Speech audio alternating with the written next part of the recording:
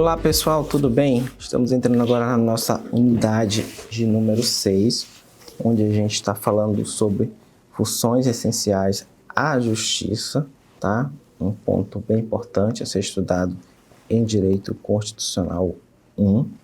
E agora nós vamos falar sobre o Ministério Público, né? O Ministério Público que é responsável perante o Poder Judiciário pela defesa da ordem jurídica e dos interesses da sociedade e pela fiel observância da Constituição. Bom, o Ministério Público, ele é autônomo, né? Ele é autônomo e ele tem essa finalidade de ser, dentro do poder, no Poder Judiciário, aquele que observa o real cumprimento da lei e sempre, né, em defesa da sociedade, sempre na defesa daqueles que estão ali, às vezes, e que precisam, né, desse apoio do Ministério Público. O Ministério Público, quem compõe o Ministério Público, né? Os membros do Ministério Público são aqueles que são conhecidos, né, vocês conhecem, são os promotores de justiça, os procuradores, os subprocuradores. Esses compõem o Ministério Público. Dentro do Ministério Público, o Ministério Público ele é uma carreira pública, ou seja, para que você possa ser um membro do Ministério Público, você precisa fazer o concurso público, tá? Para que você possa ser um promotor de justiça. E o Ministério Público, ele tem essa função essencial. Além disso, no Ministério Público, nós temos o Conselho Nacional do Ministério Público, o CNMP. O que é o Conselho Nacional do Ministério Público? É um órgão fiscalizador do Ministério Público que tem a função de observar, de gerenciar, de fiscalizar e de acompanhar como as atividades do próprio Ministério Público, as atividades dos promotores de justiça, né? É um conselho que está ali, que recebe denúncias, que faz julgamentos de processos, às vezes contra promotores de justiça, né? Que analisa toda a questão de como os ministérios públicos vêm atuando, né, na questão da própria celeridade nas demandas, nos processos. Então, o Conselho, inclusive, tem um corregedor que ele viaja até os municípios acompanhando, vendo o andamento dos processos, né, vendo as atividades ali específicas do Ministério Público, certo? Então, é bem interessante para quem pretende aí ser promotor de justiça, para quem pretende atuar nessa área. É importante entender um pouco sobre isso e acompanhar aí, sempre que possível, as sessões do Conselho Nacional do Ministério Público, que são sessões públicas, são transmitidas pelo YouTube também, e você pode assistir e acompanhar. No item 6.2, a gente fala sobre atribuições e prerrogativas dos advogados públicos.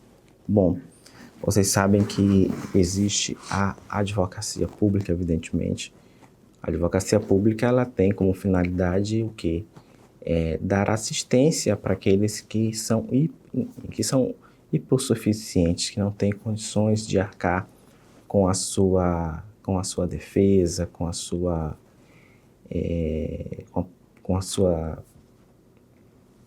defesa ou com a sua organização jurídica, e aí recorre à advocacia pública. A advocacia pública, ela se enquadra também nessas funções essenciais da justiça. Daqui a pouco eu vou falar quem é que faz essa defesa. Hoje nós temos, evidentemente, que vários advogados, né? Você possivelmente daqui a pouco vai tirar a sua carteirinha da OAB, vai ser advogado. Você que estuda aqui na Estratégia vai poder ser, né? Se Deus quiser, vai se formar, vai ser advogado.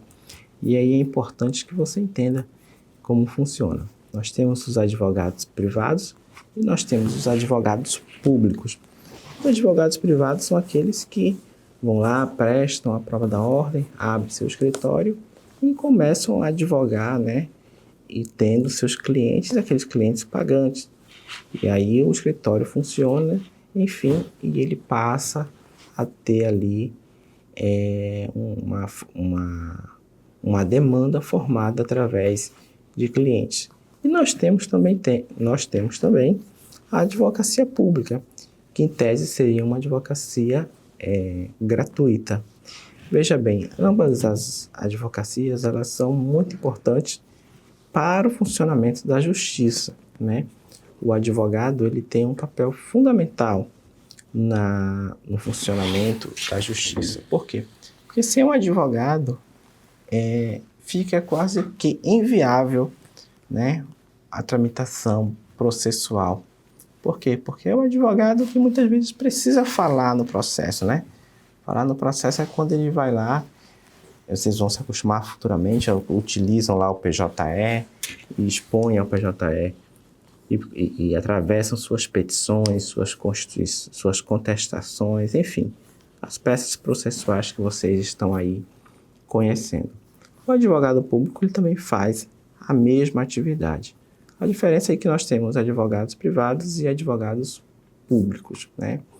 Há essa distinção, mas ambos são essenciais ao funcionamento da administração da justiça. Na próxima unidade, nós vamos estar falando mais um pouco sobre isso, mas especificamente sobre a advocacia pública. E quando nós falamos de advocacia, né, é importante a gente falar sobre a questão das próprias prerrogativas, né, que o advogado, seja ele da advocacia pública ou da privada, possui. Essas prerrogativas elas são garantidas e são preservadas. Então, quando o advogado ele necessita, né, de acompanhar um processo ou de ter acesso a um processo, ele legalmente, legitimamente tem esse direito. Ele tem que ter acesso a isso. Aí você pode me perguntar assim, professor, mas quando a gente fala de advocacia pública, de advocacia privada, como é que se torna um advogado privado ou como se torna um advogado público, né? Já que são funções essenciais à justiça. Aí é preciso a gente mencionar. Bom, para você, ambos, tanto o advogado público como o advogado privado, vocês precisam se submeter a uma prova, né? Que é a chamada prova da Ordem dos Advogados do Brasil. É uma prova que é composta tanto por questões objetivas como por questões subjetivas, né? Você passando nessa prova, mas fique tranquilo, eu sei que a Estratego está preparando vocês para isso. Vocês vão fazer essa prova objetiva e essa prova subjetiva. Sendo aprovado nessas provas, vocês automaticamente, né, aí junta a documentação, vocês se tornam advogados. Recebe lá a famosa carteirinha vermelha, lá tem o dia da posse de vocês, do juramento de vocês, vocês recebem. Mas, para quem deseja, como nós estamos falando de advocacia pública, para quem deseja adentrar na advocacia pública, ele precisa adentrar teoricamente, através do concurso público. Então, além de prestar a prova, né, da Ordem dos Advogados do Brasil, esse indivíduo ele precisa também se submeter a um concurso público. E aí, quando ele se submete ao concurso público, ele adentra na advocacia pública, tá? Isso muda as prerrogativas e garantias dele como advogado? Não, lógico que não. A diferença é que ele é advogado público de um determinado órgão ou de um determinado poder, porque pode acontecer. Nós temos os advogados gerais da União aí, que são advogados públicos, que defendem o interesse do que? Da União. Nós temos também, por exemplo, os procuradores municipais, os procuradores estaduais, que defendem o interesse do Estado, do município. Então é muito importante a gente entender como funciona essa máquina. Na esfera pública é necessário, via de regra, você passar no concurso público para que você possa seguir a carreira e a atividade da advocacia pública. Na privada, você atua como advogado, aprovado, evidentemente, na OAB. Ambos são essenciais e muito importantes no funcionamento da justiça. Então é isso, pessoal. Fique muito atento nessa questão das funções essenciais da justiça, tanto da função do Ministério Público, como também da advocacia pública. Espero que vocês tenham acompanhado e tenham gostado. E agora nós vamos passar para a nossa seguinte aula, onde a gente vai estar falando um pouco sobre a Defensoria Pública.